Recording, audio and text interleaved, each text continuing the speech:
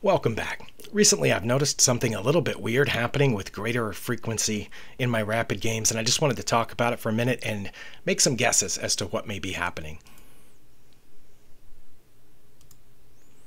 Some of you might remember this game from a video that I had not too long ago, in which my opponent was up +7. You can see the evaluation bar on the left, and I was desperate and I realized my only hope was something over here, possibly checkmating the enemy king.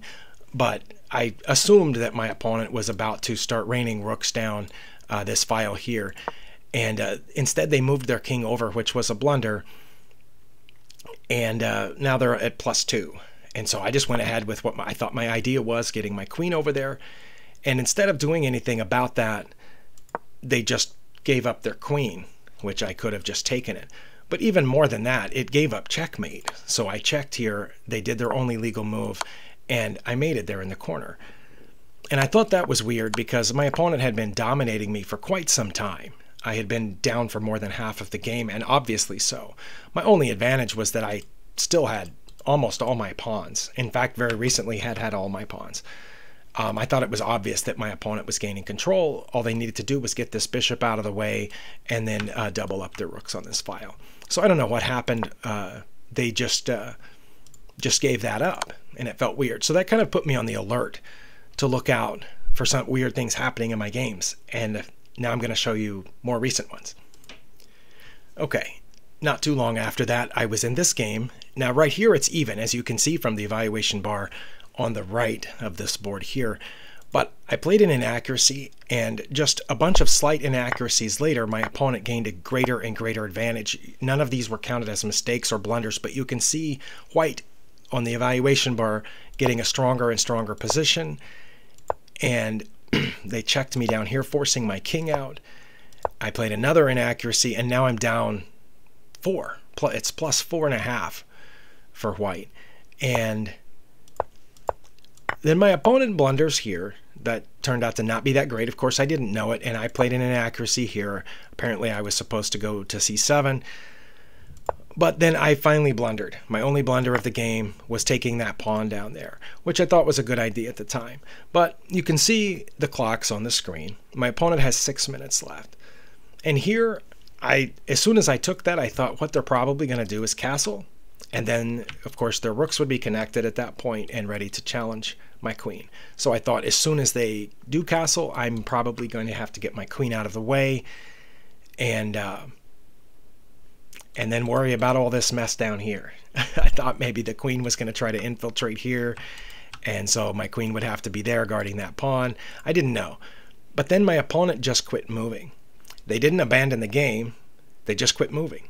So 6 minutes ran off the clock in this position while I'm standing on my front porch at night holding my tablet. That's how I usually play my rapid games. So I'm standing on my front porch holding my tablet, just watching the clock run out. And it ran all the way down, and I won, even though I'm down +3 here after 17 moves. There's more.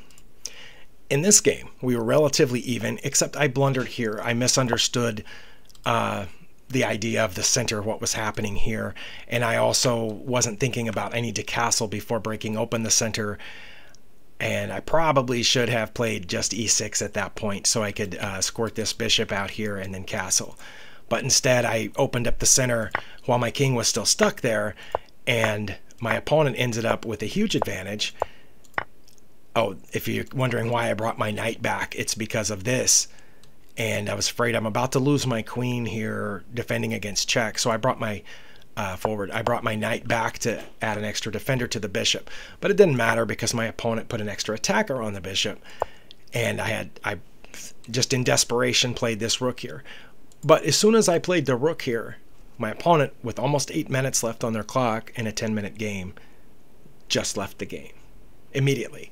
Not like signal going in and out or slower and slower moves indicating a connection problem, but just they had been playing relatively quickly and consistently until I moved this rook over, and then they just left the game, and time ran out for quite a while until the little notification popped up on Lichess saying your opponent has abandoned the game, do you want to claim the victory? So I did.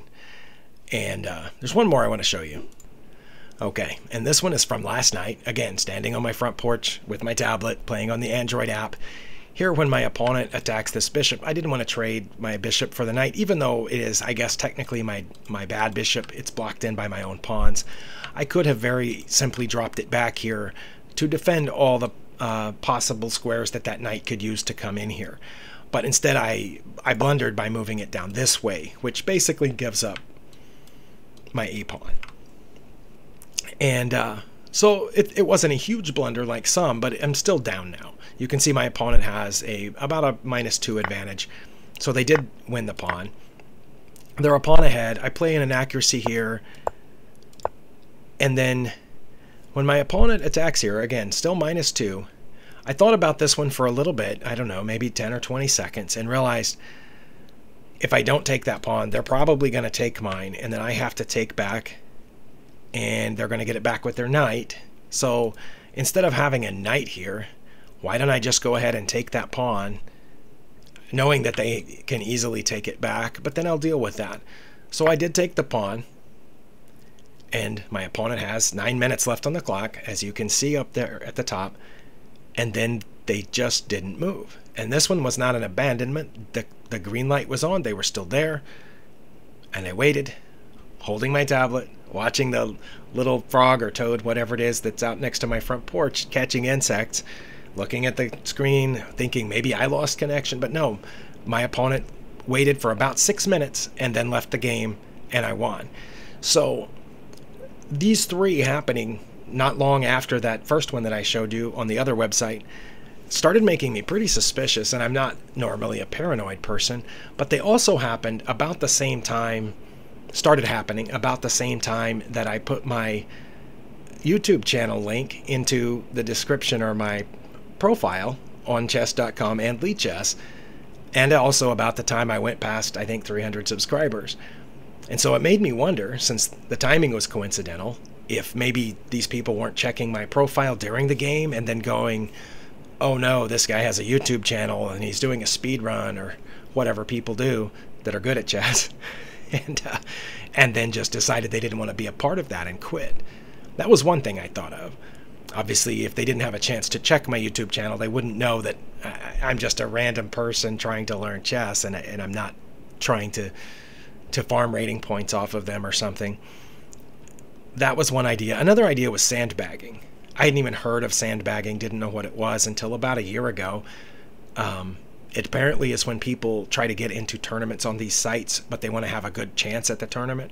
So beforehand, they will go on a losing streak intentionally, losing a bunch of rating points, losing 10, 20, sometimes 50 games in a row or more. So their rating drops, so that in the tournament, they're paired with people lower than their ability. And so then they get a bunch of wins and win a tournament, which doesn't make any sense because the tournaments here don't, I mean, as far as I know, 99% of them, there's no monetary thing. There's nothing. Sometimes you might get a little trophy or a little blurb on your profile saying you won a tournament. But anyway, that was the only other thing I could think of. If you have any other theories, something I didn't think of, feel free to let me know in the comments. I'm just curious. This seems to be happening more often over the last couple of weeks. These were just a handful of examples that I pulled out to show you. And either way, thank you for watching, and we'll see you next time.